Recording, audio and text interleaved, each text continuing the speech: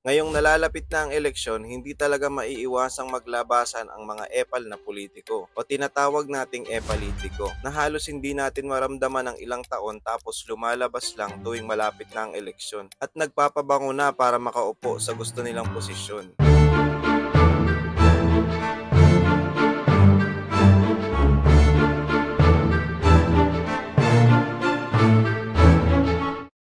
Kamusta mga pare? Ako si RJ at welcome dito sa channel ko. Kung hindi mo pa napapanood ito, panoorin mo muna bago mo ituloy ang video na ito. Huwag kang magtaka kung kaliwat kanan na ang mga billboard ng politiko sa expressway at sa EDSA. Hindi sila nag-e-endorse ng produkto. Ganito lang naman ang paraan nila para umepal ng maaga. Alamin natin kung sino-sino ang mga pangunahing epalitiko ngayon. Ben-Hur Abalos. Napansin nyo ba nitong mga nakaraan, panay ang labas sa media ni Sir? Bihira sa isang linggo na hindi siya lumitaw kung saan-saan. At nitong nakaraan, nasa KMJS pa nga.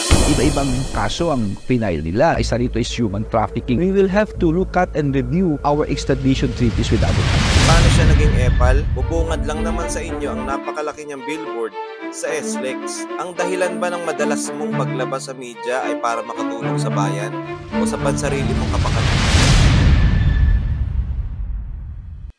Risa and Friends. Samahan niyo ako next year, ha? Next year?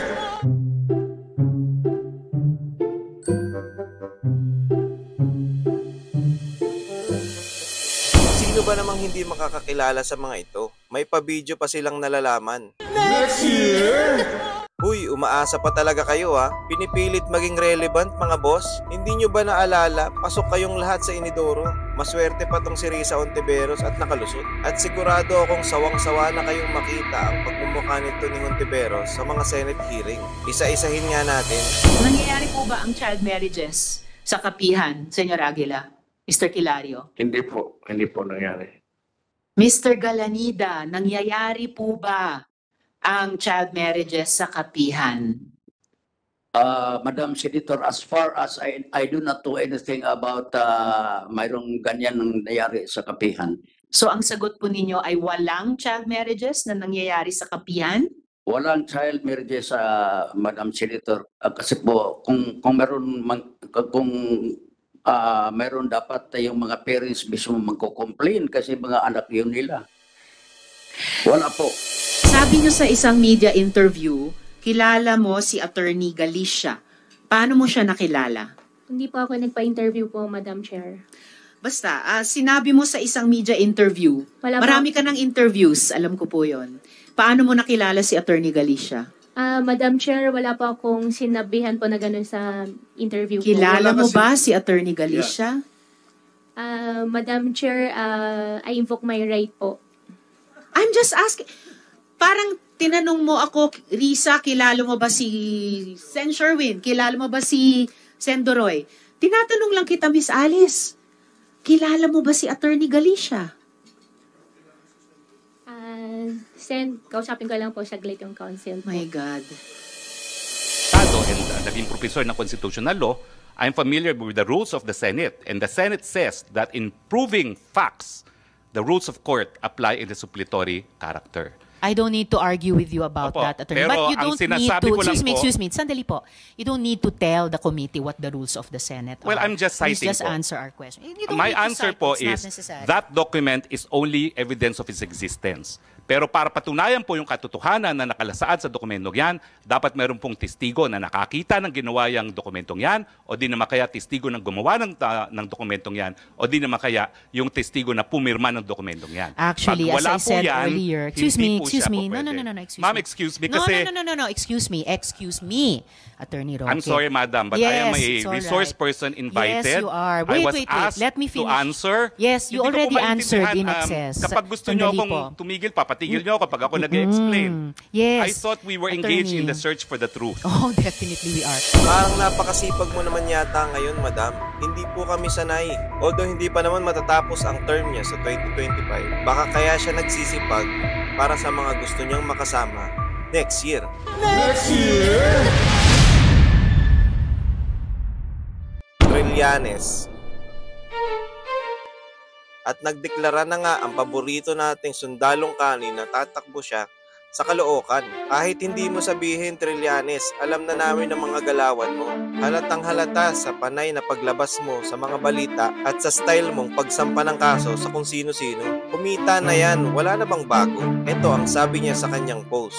Today, I formally announce my candidacy for Mayor of Caloocan City in the 2025 elections. Parating na po ang pagbabago. Parang kay Duterte yan change is coming. Tinagalog mo lang. Anong parating na po ang pagbabago? Parating na ang pagbabago o parating na ang manggagago? Wala kang ang nagawa sa Senado Pati ba namang Caloocan, gugulugin mo? BP Sara Duterte. Oh wait lang, wag kang malito. Wala akong sinabing epal si BP Sara. Itong dalawang ito ang epal. Si Stella Kimbo at si Franz Castro. Panoorin natin to. The GAA, the General Appropriations Act, is arguably the most important piece of legislation every year. At kasama po ito, ang pagtatanong at pakikinig po sa sagot po ninyo ay napaka-importante pong input sa amin pong trabaho. Yun po, kami po we will proceed to ask questions.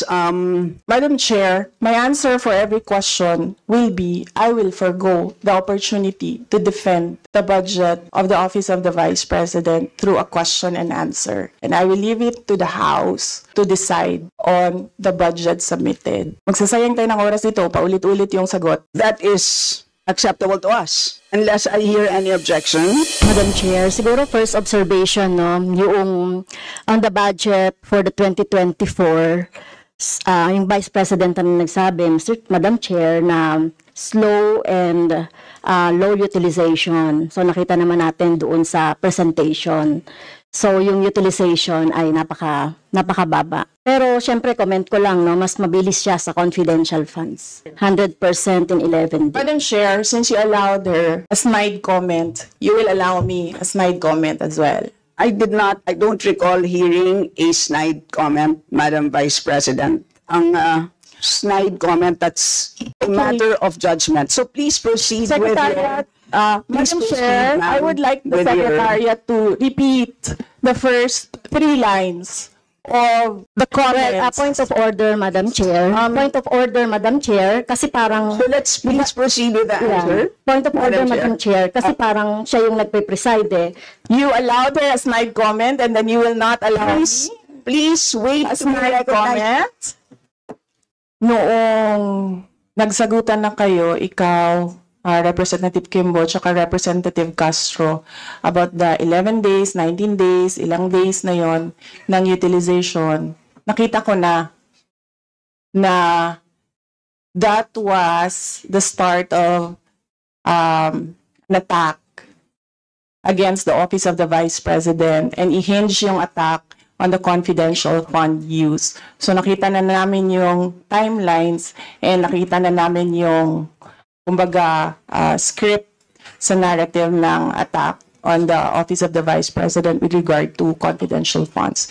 So, to show goodwill to the people and para mapabigyan ng muka na sinabi namin na hindi namin, napapadali ang trabaho namin dahil sa confidential funds, dahil natatarget namin kung saan dapat ilagay ang proyekto, pero pwede kaming magtrabaho ng walang confidential funds.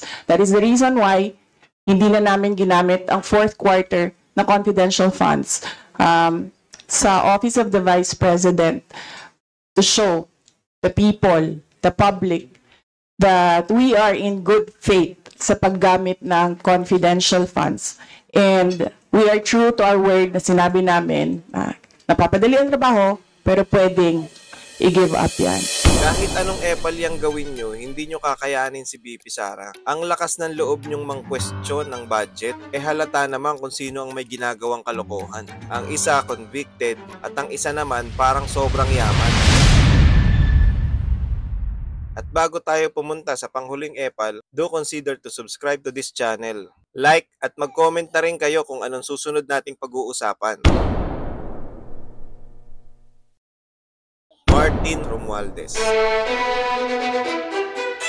Ito ang pinakauna sa nangunguna o pinakamataas sa lahat ng epal. Hindi pwedeng mawala ang mukha niya sa mga tarpaulin sa pamimigay ng ayuda. Ang malupit, may team song pa ang animal. Palakpakan naman natin Davao Wenyos! Attorney Martin C. Romualdez! Muli ating palakpakan na may kasamang hiyawan ang ating Speaker of the People, Speaker Attorney Martin C. Romualdez! Akala mo si Willie Rebillame ang datingan kung mamigay ng papremyo. Kaya mamaya, magdraw tayo ng raffle ng isang brand new, ito, puting-puti, kintab na isang Toyota Vios Dumper Partless Taxi, brand new. Sino kaya maging swerte na naman, ha?